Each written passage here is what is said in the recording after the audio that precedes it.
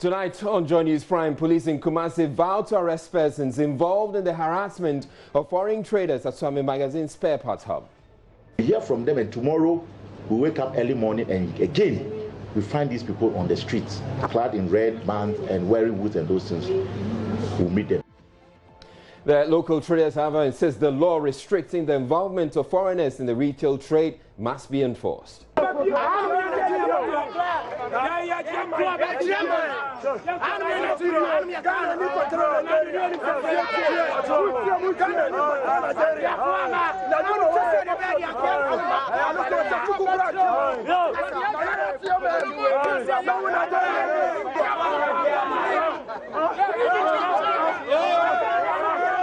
Tonight, we'll try and situate the issues which some analysts believe has to do with enforcement of the law. Also in the bulletin, police appeal for public cooperation in its investigation of a violent clash at Achimota, which left one gang member dead. President Akufo-Addo inaugurates committee to review salaries of Category 1 office holders, including the President, his vice ministers, MPs, and others. I believe that a decent remuneration contributes to motivation. The fact that people will share in your vision and will be willing to put in the long hours required to achieve the.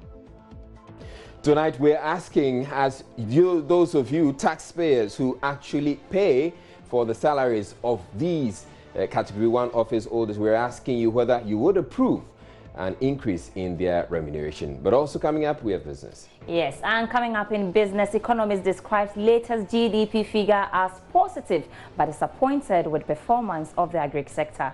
Provided that we use part of the resources from oil to diversify the economy, to modernize agriculture, to support other sectors of the economy so that we don't have oil driving most of the activities in Ghana. A National Science and Maths quiz favor reaches Parliament as MPs vote for schools in their regions. I'm Mr. Lai. JoyNews Prime comes to you live from the JoyNews studio at here in Accra with digital address GA099-2539. Stay tuned in.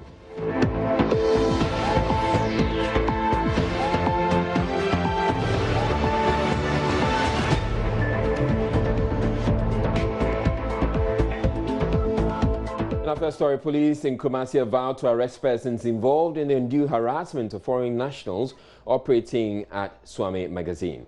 The warning is believed to be targeted at local traders in the industrial enclave who embarked on a demonstration Wednesday to protest the participation of Nigerians in the retail trade. The protesters burned tires amid rioting and destruction to property. Prince Apia has more. In the early hours of Wednesday, the Ghanaian traders were seen forming smaller groups while their shops were closed. After some few minutes, the numbers increased. Clad in red and black handbands, the group marched through various parts of the artisanal enclave where they believe the Nigerian traders had shops.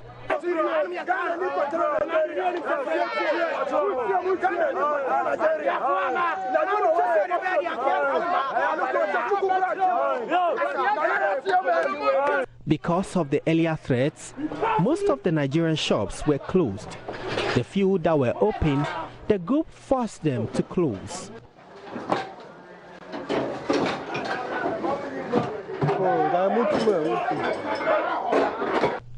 This Nigerian trader was one of the unlucky ones whose shop was attacked. Some of your people is in my country. Some of your people is in my country. Some of your people is in America. Your people that is in America and your people that is in another country. Let those people there. Let the people of America. Let them as you people treat me. Let your people in the summer. Let the village. Let them as you people treat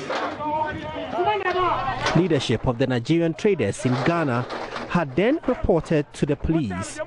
Leader Kizito Obiora said they need protection. The only thing is when they open this morning, those boys come to the back of Swagat and they start harassing them again. So some of our people at that back of Swagat, out of fear, they just close. which I have called the regional commander to inform him. So he said they are sending their boys, even Suame police command. I spoke through the crime officer, and they told me that they are coming there by themselves, not even sending people. They are coming to witness them by themselves. It took the leadership of the Ghanaian traders in the company of some police personnel from the Suame Police Command to be able to calm the situation.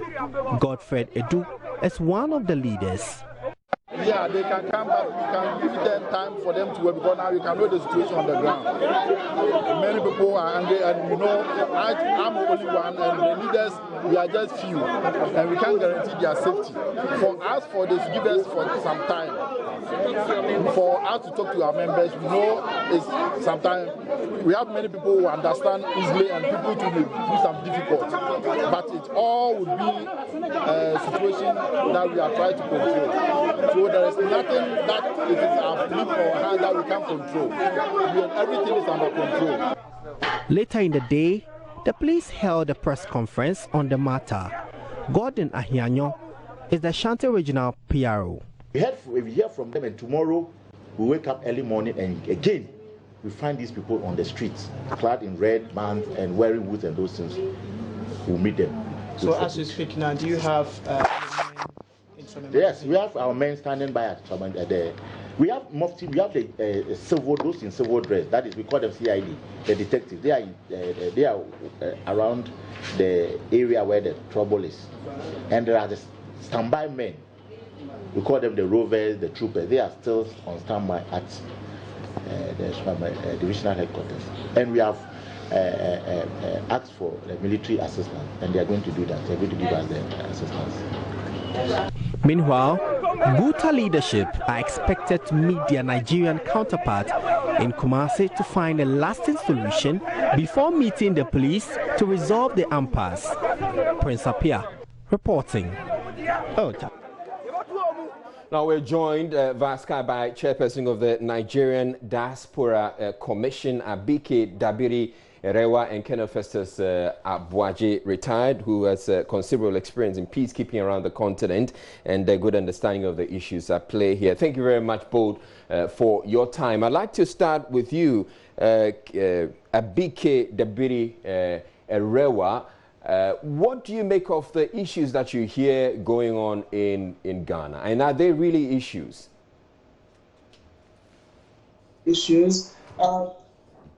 It's unfortunate, it's pathetic, and it's sad and depressing that this is happening.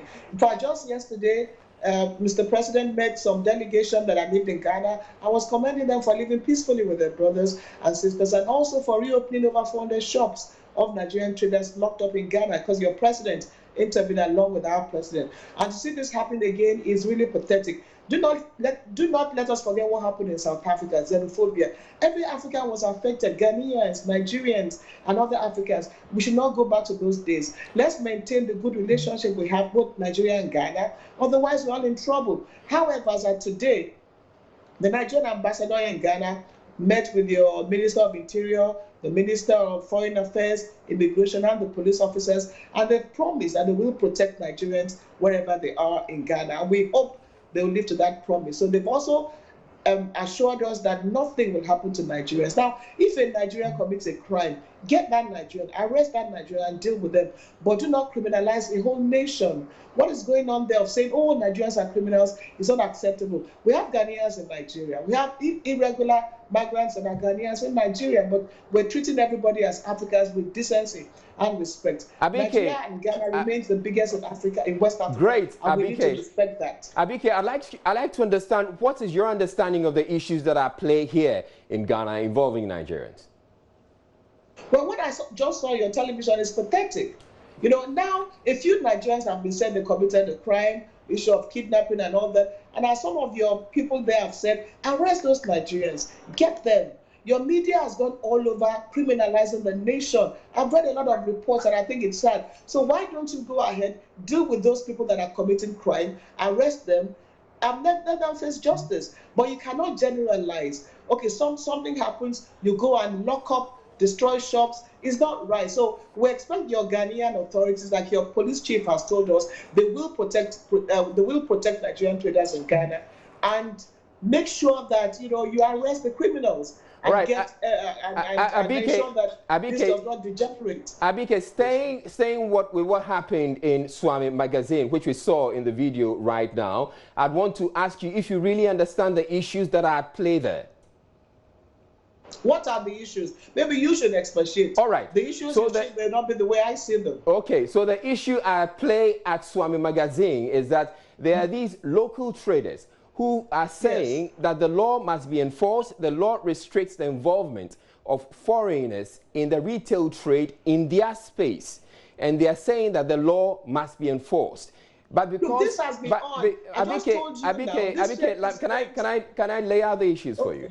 So they're saying that because our authorities are failing to enforce the law with respect to the operations in Suame magazine, they are taking the law into their own hands, which is what the police is saying, that they can't do that. And so the police is taking action against them. Do you find this problematic, Abike? No, we expect the police. Look, this problem has been there for a long time. It is a shame that it's still happening. I told you that just yesterday, this same issue, a delegation came to thank President Buhari for intervening with his counterpart in Ghana. 400 shops were locked up. This didn't start yesterday. Abike, do you think the traders, Abike, do you think the local traders have a case? I don't expect, I don't even expect that question from you. What case of destroying other people's markets? Other people legitimately working there. I said this matter was taken up by both presidents a few months ago, and Nigerian traders came to express gratitude for reopening the shops. Now they reopen the shops, you destroyed them today. The authorities must ensure they enforce relevant laws, but those laws, what you're doing actually is destroying the relationship between Nigerian traders and Ghanaian traders, and it's not acceptable. I like what your police chief said. Now they will protect. You need to protect Nigerian traders in Ghana.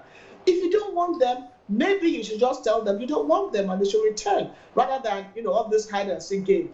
The police must protect Nigerians in Ghana, Nigerian traders in Ghana, and we stand by that. Our citizens must be protected, just as we are protecting your citizens in our country. So there's no two-way about that. It is not acceptable what is happening to Nigerian traders in Ghana, and we will resist that totally. All right, the attack on the Nigerian traders operating in Suame, yes, you say it's condemnable and must be condemned. But I'm asking, would you have a problem if the authorities decided to enforce the law and so ask the Nigerian traders to stop trading in that locality?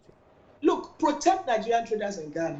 They are there legitimately. That's what I'm asking for, and that's what we are demanding. You should be able to talk to your people. If you don't want them there, then tell them, get out of there. Protect Nigerian traders in Ghana. I think my answer is as simple as that. Anything below that is unacceptable. They are in your country. You need to protect them. If you are making laws, you don't make laws to destroy people that are living, as brothers and sisters with you. Other things have happened in the past beyond this one, where Nigerian, were involved in some criminality or the other. I would say let the law take its course. You don't, because of one person, you do not deal with, a whole nation. So prosecute those who did what they did there today. That is what yesterday. That is what we expect from you. All right. We must protect our citizens wherever they are, anywhere in the world. Abike, you mentioned. And in any case, you mentioned. Let me ask my next question. The traders are selling better than them. Can you blame the Nigerian traders for that? For being, aggressive on their job, for doing their job diligently? Because part of the complaint is that the Nigerian traders are selling more than the Ghanaian traders. You cannot punish them for that. Now, Abike, you mentioned that the media has a role to play in that and that we are funding all of this. Would you say this is stereotyping, is widespread or it's isolated? I ask this because recently the London-based Telegraph newspaper quoted your president as saying that Nigerians' reputation for criminality has made it hard for them to be accepted abroad. Isn't this a reflection of what the Ghanaian media is portraying? No, which president quoted which president? Your president. I don't think I get your point. Your president. Uh-huh. Your president said that the Nigerians' reputation for criminality has made it hard for them to be accepted abroad. I'm sure you are quoting nothing. My president never said that. What did My he say? president never penalized Nigerians. If everywhere the president goes, I said just yesterday, he praised Nigerians in Ghana for living peacefully with. See, that's part of twisting the facts upside down. You're twisting something upside down. How can you come on television and tell me that my own president said that? You are insulting my country and you are insulting my president. You know, even if the media twists facts, you don't do that. Please, don't insult my president and don't insult my country. And that's what we're telling. If you don't want Nigerian traders, tell them openly, leave our country. Don't be diplomatic about it. And I refuse that. The question you just asked is an insult to my president and to my country. Please take that back. And whatever you're quoting is not a quotable concept. I'm going to pull the story up in a short while, and so I'm going to Don't pull any story. I'll go up this. Don't pull any story for me. Whatever story you're quoting is a misquote. So don't tell me that. We're dealing with that issue here. You're taking me back. Do you want Nigerian traders or not? What has happened in that market is wrong. And that's what we're telling you. Let's solve these things diplomatically. I told you our ambassador met today on this matter with your Minister of Foreign Affairs, your Minister of Interior. You are now telling me that somebody in London said Nigerians are criminals, quoting our president. I take that. I do not accept that. BK, if you can see the visual right now on your screen, we have that story by the Telegraph. And there it's it, right? Nigerians' reputation for crime has made them unwelcome in Britain. That's part of what we're saying. You're having a Telegraph look down on you and me. Why would Telegraph say something that you believe it? This is something we have addressed, for a long time. Why would Telegraph say something that you are believing the Telegraph? What I'm telling you now, no, don't take me back. And please excuse me. Please. And let me ask this question. If you want to tell me about, if you want to tell me about this is a direct quote. So, Abike, this is a direct quote. So we actually have it on the screen right now. Some Nigerians claim is that life is too difficult back home. But they have also made it difficult for Europeans and Americans to accept them because of the number of Nigerians in prisons all over the world accused of drug trafficking or human trafficking. He told the Telegraph. This is a direct quote.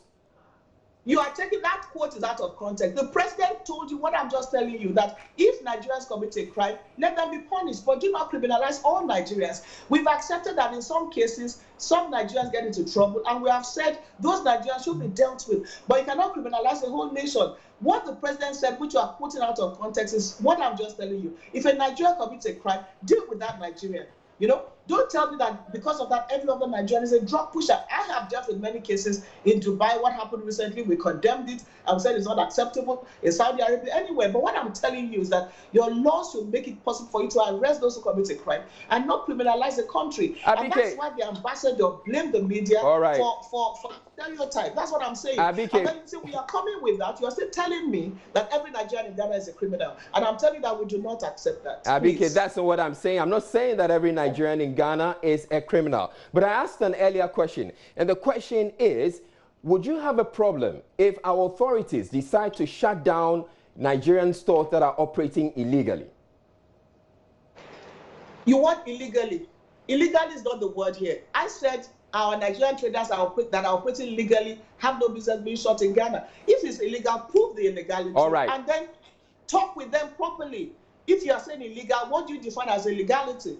All right. Can you also read the laws we're talking about? I've already gone ahead to stereotyping and how it's targeted. What you are doing actually is xenophobia. And I'm telling you, it will not augur well for Africa. We shouldn't go back to the dark days. We should look at working together and building, our continent. What you are doing is xenophobia. And I tell you, remember, South Africa, it affected everybody. It affected even Ghana. So if you want to go back to those days, it's a sad commentary for Africa. Abike, if you talk about xenophobia, you're actually dragging in your president, who gave a quote to the Telegraph newspaper. But thank you very much. We'll end the interview here. I also have on the line Colonel Festus Abaji, retired. He has a considerable experience in peacekeeping around the continent and a good understanding of the issues at play here. Now, good evening and thank you very much for your time, Colonel. And sorry for keeping you on the line all this while. So the issue I'd want you to line out for us is, what do you think are the issues, the main issues are at play here? Because one, we're talking about the case of the traders, the Nigerian traders at the Suame magazine, and then we also have the case of some Nigerians involved in crime. But how do we address this issue? Let's lay out the issues so that we don't confuse them. Good, thanks a lot. Let me start by, excuse me, please. All right, Colonel. Let me start by trying to understand the narrative as to the conversation between you and the lady, Ebike. Yeah. It's very clear that the understanding of Guta as to the laws of Ghana being violated by Nigerians is not the same understanding of the Nigerian traders and precisely this lady. Yeah, BK, yeah. So there has been a certain attitude on the part of our authorities to explain to both the traders of Suame, that is the Guta members, as well as the Nigerians, including the Nigerians in the diaspora in Ghana, as to what the laws are. So this lady keeps referring to they are here doing legitimate business. And the Guta keeps referring to Nigerians trading in Ghana against the laws of Ghana. I think that discrepancy, that conflict in the understanding needs to be understood. But let's assume that there are no Nigerians in Ghana. There will be no issue. So all this discussion will be a non-issue. The debate probably appears to start from questions around migration.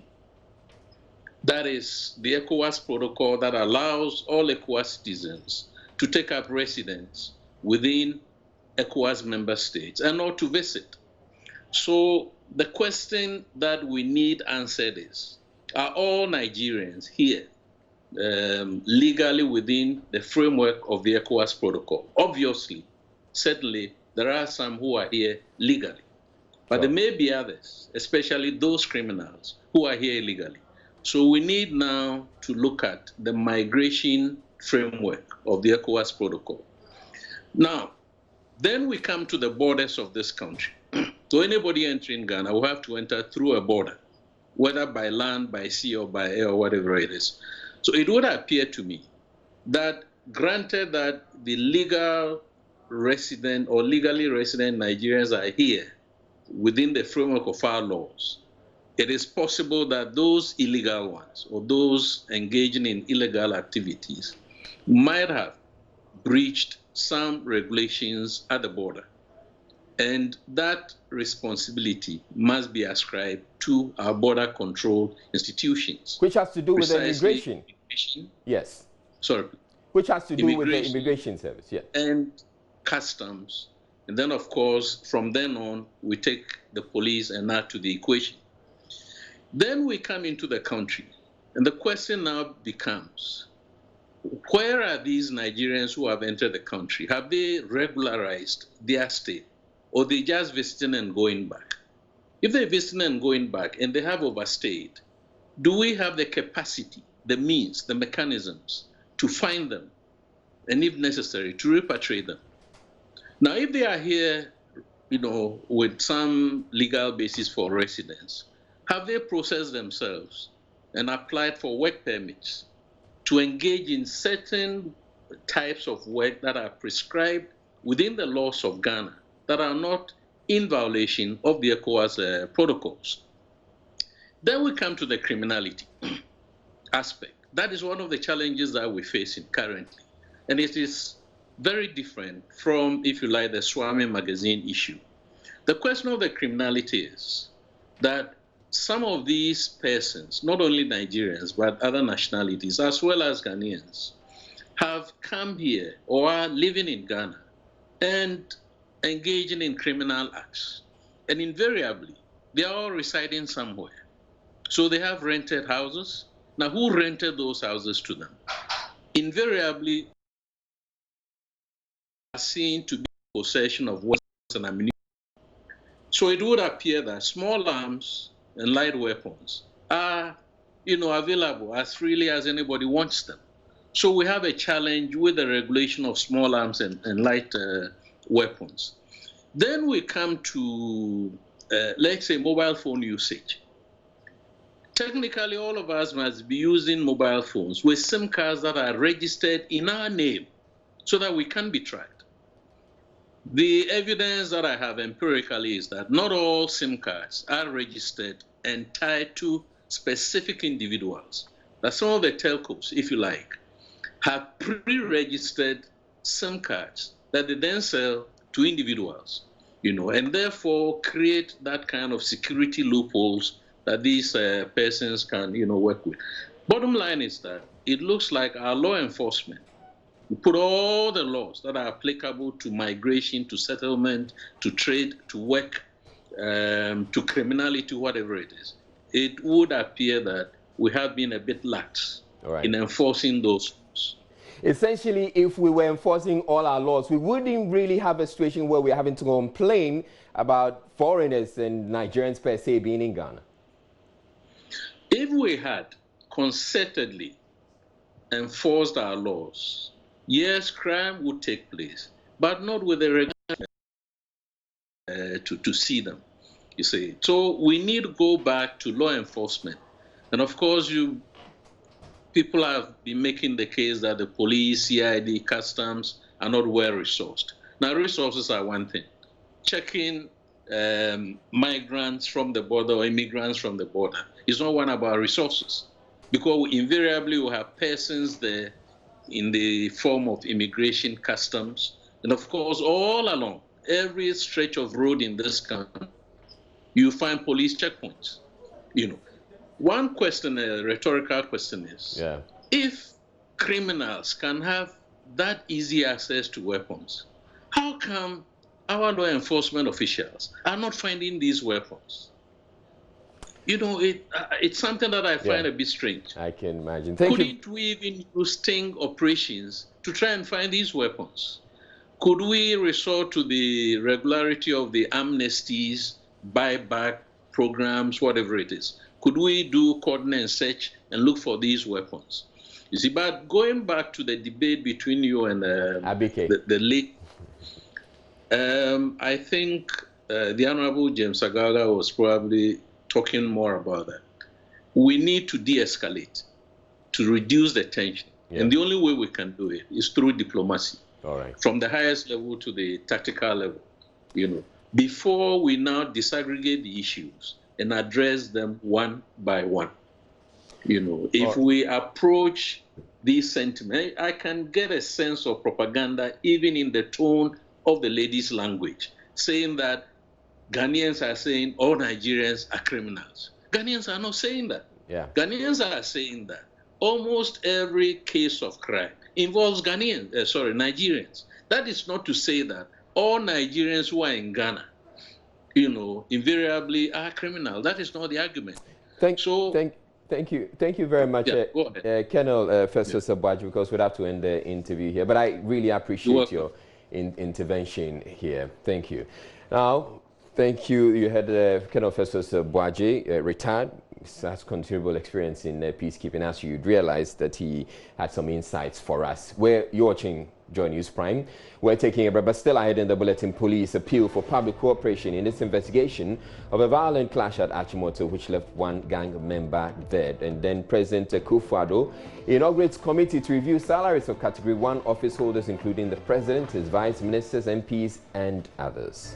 Believe that a decent remuneration contributes to motivation.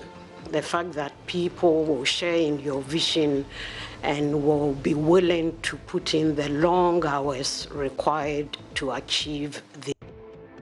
So on Facebook, we're asking you, as the one to pay the taxes which are used to pay the salaries of these Category 1 office holders, would you recommend an approval would you approve a review of their salaries, as in an increase in their salaries? That's a question we're putting to you on Facebook, and we'll be taking that.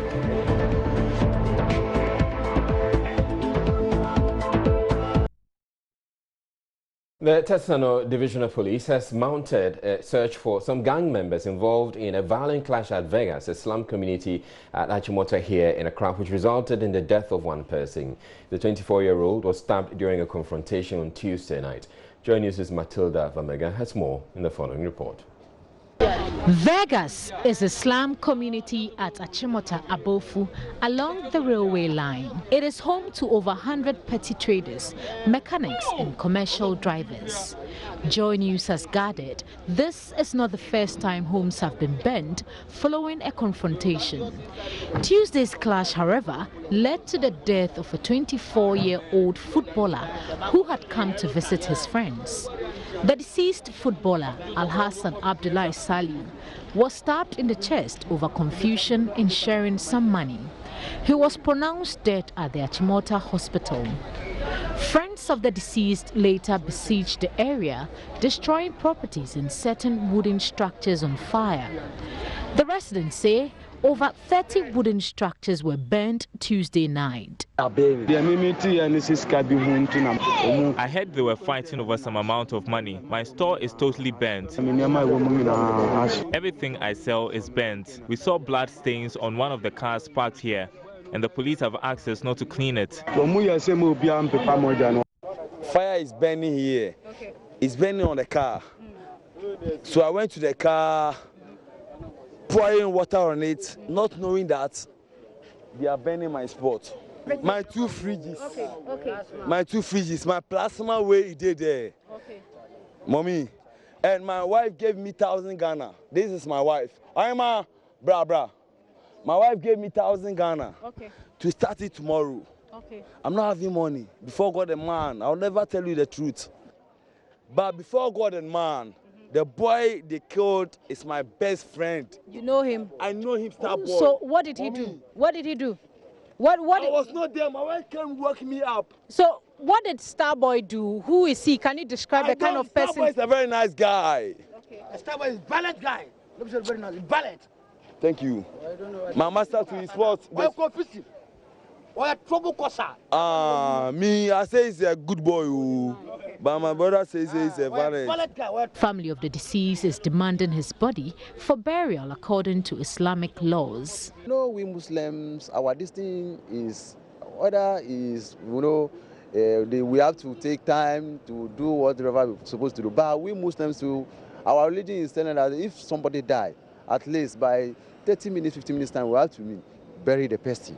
So we are through with police where they will give a chance to get the body so that we bury him. Then after that, then we see what is going on. Okay. So have they released the body to you yet? No, we just went to the field over there. We just did go and check one of 2 things over there.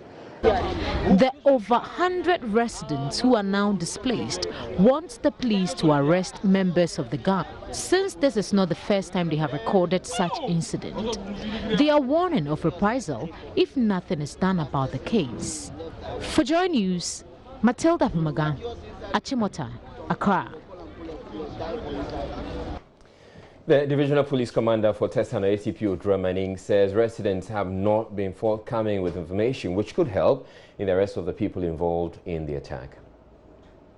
These kiosks here, when you come, people are living in and they are here. But when it is soup, the real corporate, they will run away. And then leaving the junkies, those people, you see them, you can't do anything with them. And then sometimes we enter the kiosks, we search them. Nothing incriminating will be found. Has the police been able to make any arrests? So far, no. We are now picking the names and then we're going to work with it. Okay. They are the same people. When it happens and they call in police, we will quickly rush in here. And when we come, they will say, oh, they've passed here, they are here, they are that. And this is their motorbike, and we will pick them and no information will come again. So they are always satisfied with whatever is happening. When we come, instead of them giving us the information to work with, they will be left tight. Nobody will talk. After we've left, before they will be making noise. As we heard this morning, somebody was saying police are aware. Yes, we are aware. We've been coming here. Okay. But what information have you been giving us? We come, we do arrest, swoop. When we do the swoop, we take them to the station. We screen them. If we don't get any exhibit on them, it is very difficult to send them to court. So that is our challenge now. Okay, so having identified the challenge, how are you going to tackle this particular issue? One person has been killed. Over 20 structures, they say, have been burnt. What are you going to do? Yeah, we are going to do something. I think we cannot disclose it. This is strictly, our police modus operandi. So we have to keep it, and then you will see it aftermath. President Akufo-Addo on Tuesday constituted a committee to review the emoluments of Article 71 class of public sector workers. What is certain is that the outcome will lead to an increase in the salaries of the president, his vice members of parliament and other public officials in that category. The last review done in 2016 saw a 10% increase, which took effect retrospectively from 2013. President Akufo-Addo, however, wants the mode of determining the emolument, a constitutional requirement, amended. The terms of reference of the committee are twofold. One, to make recommendations in respect of emoluments and other privileges for Article 71 office holders as specified under the Constitution. And two, to examine any other relevant matter which the committee deems appropriate to its work. It appears that every president is bound to establish such a committee. I think it may be worth our while to examine the practice of other jurisdictions, for example, the American one, where the principles are established and automatically adjusted according to certain objective criteria. This may be an issue, may well be an issue for further constitutional debate and decision. Meanwhile, it is important to bring to the table the work of previous committees, namely those led by Miranda Greenstreet, Mary Chinwe Hesse, Ishmael Yamson, Marian Irama Ade, and Francisca Edubuando, in the conduct of your work to be able to establish consistencies.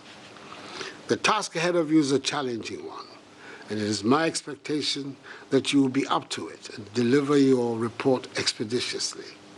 You have my full support to undertake this assignment and assure you of governance assistance, if needed, throughout the period of your work. The committee is chaired by a former Pro-Vice Chancellor of the University of Ghana, Professor Ya Intiama Bedu. Other members include former Majority Leader Abraham Osei Edu, Chief Executive Officer of the Fair Wages and Salaries Commission, Dr. Edward Kwapong, UNDP Technical Advisor to the Local Government Minister, Dr. Eric Oduro Osai, and former Managing Director of Danwell Life Insurance, Stella Segbawu. The chairperson assures the committee will decide on the appropriate remuneration for the public officials in the category. Mr. President, we are all very much aware of the huge and ambitious agenda that you've outlined and you are pursuing to move Ghana forward. And I believe that to deliver on such an agenda, you do need people who are highly committed, dedicated, enthusiastic, and motivated on your team. Now, I appreciate that people in high positions may be motivated simply by the joy of having the opportunity and privilege to serve one's country. But at the same time, I believe that a decent remuneration contributes to motivation. The fact that people will share in your vision and will be willing to put in the long hours required to achieve their goals. And in my opinion, this is what makes the work of this committee very important. I would like to assure you, Mr. President, that my colleagues and I will invest the time and the energy to ensure that we can give you recommendations that you and Parliament may adopt in order to get the best out of your team. Meanwhile, members of Parliament are complaining they are not being paid well at the moment. They are urging the committee to recommend emoluments that will bring them at par with their colleagues elsewhere on the continent and members of the executive arm of government. Your net take home is nothing to write home about, but yet the expectation out there is huge. But if it is within me, if you give it to me, like any other salary worker, I decide what I want to do. And I think that it is better. But like I said, the bottom line is that MPs are poorly paid. From what I have seen so far, I think that the committee should compare what is happening in other countries and then pay as well. Because Ghana is not that poor. There are a lot of countries that are poor, yet I hear their conditions of services are far, far better than what pertains in Parliament of Ghana. When you take the pay slip of the MP, the salary as established, the established salary is nothing to write home about. It is the allowances and other privileges, benefits, honorarium, the driver's salary, the security that you are given, and all that has been consolidated, that you see that MPs take X amount of money, which looks big, but the established salary is little. It appears that we have a different treatment from other arms of government, because when you look at the executive, when you get into the executive as a member of parliament, even if you access the car loan, you are still entitled to at least 2 vehicles, a saloon car and a 4x4, run on the back of government, fueled by government, that is by extension the people of the country, for you to perform those duties. And these are public duties. Okay, now the high office of member of parliament is also a public duty, but in the case of a member of parliament, he is not given a car. Right, so here the MPs make the appeal that they should be earning a lot more than they're earning now. And we're asking you, the viewers out there, to get onto Facebook, our Facebook page. We're asking you the question as those who pay the salaries or pay the taxes that will be used to pay the salaries of the Article 71 office holders. We're asking you if you would approve a pay increase and why. So you get onto our Facebook page and let's hear what your take is on it. The Inspector General of Police, David Asante Apiutu, and the CID Director General, COP Mami Tiwa Adodankwa, have been ordered by an Accra High Court to show up on July 3 over the continued detention of Gregory Afoko, a suspect in the murder of Upper East MPP Regional Chairman in 2015. The two are to produce Gregory Afoko, who is being kept at a security installation despite a court granting him bail. His lawyers want the two top officers punished with custodial sentence for refusing to release Mr. Afoko. Justice Jennifer Dodu says she will no longer tolerate the absence of the two officers. There's more in the following report. Gregory Afoko has been in the custody of the police since May 2015 when he was arrested and named as a key suspect in the murder of NPP Upper East Regional Chairman Adams Mahama. He was put before court and committed to trial at the High Court, but the Attorney General's office truncated the trial barely 2 months to judgment. Mr. Afoko was released and immediately rearrested, with lawyers challenging the AG's decision at the Supreme Court. They also got an Accra High Court to grant Mr. Afoko bail, but he was not released by the police. The AG's attempt to block the release by filing an application at the Court of Appeal was dismissed. Lawyers for Mr. Afoko then initiated contempt proceedings against the IGP and CID boss for the continuous detention of Mr. Afoko. Justice Dodu, who was unhappy with the absence of the two top officers, said she would have issued a bench warrant for their arrest if not for their status. She added she may be compelled to order the Interior Minister to produce the two officers on July 3 should they fail to show up and listen to her ruling. The Supreme Court has meanwhile dismissed an application filed by lawyers for Mr. Afoko challenging the decision by the AG to truncate the trial. A lot of fans seeking an upset had their bets on them, but Sunrise High School failed to live up to its 2018 heroics in the National Science and Maths quiz. It's as debutant last year, the whole Bay School raised eyebrows by defeating Giants of Puku Warriors SHS before suffering defeat at the 1/8 stage. Wednesday's contest, however, was a survival tussle for them as Pope John SHS, a minor seminary seeking to restore lost glory, took no chances in shrugging of Sunrise and underdogs Adventist Girls SHS. Nancy Emefajira-Dozie was there for JoyNews.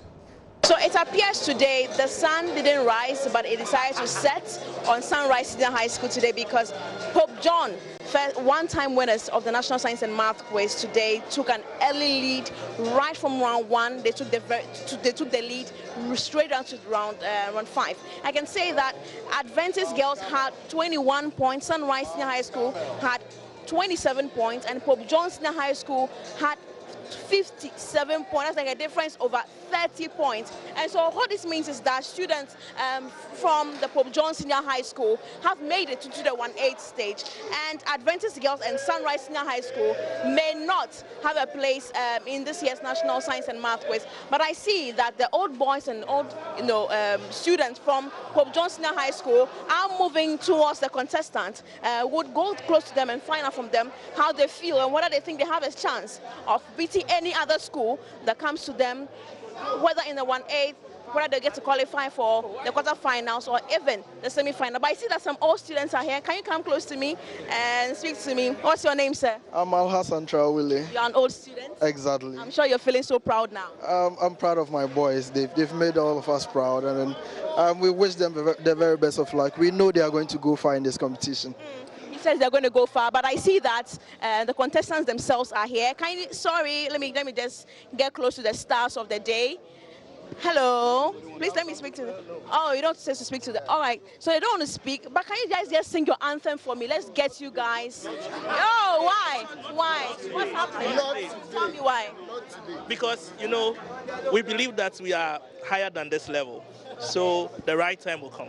Okay, so that means that you're expecting to win your other contest from the 1-8 stage? Yes, very well. All right, so you heard that they don't want to talk because they feel that they have other things, wrapped up in their sleeves, and later, when they get to finally go to the quarterfinals or they go to the 1-8 stage, that is when they would come as victors, and that's when they would be able to, come up and say that we can both to talk today.